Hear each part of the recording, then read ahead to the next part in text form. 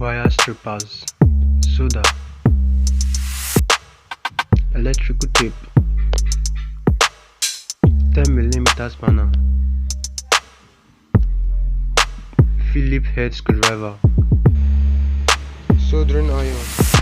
Now we are going inside the car to loose the bolts under the steering column in order for us to access the ignition switch.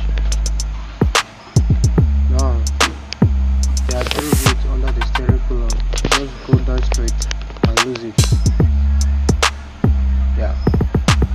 So after losing it, you are going to put your hand on top and pop it up. Just as easy as that.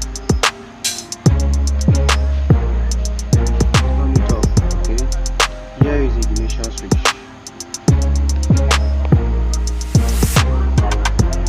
Here is the ignition switch. Yeah.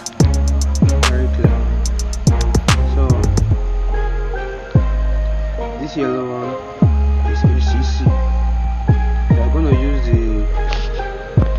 you are going to follow the instruction in the manual. So the blue one is ignition, the yellow is kick starter.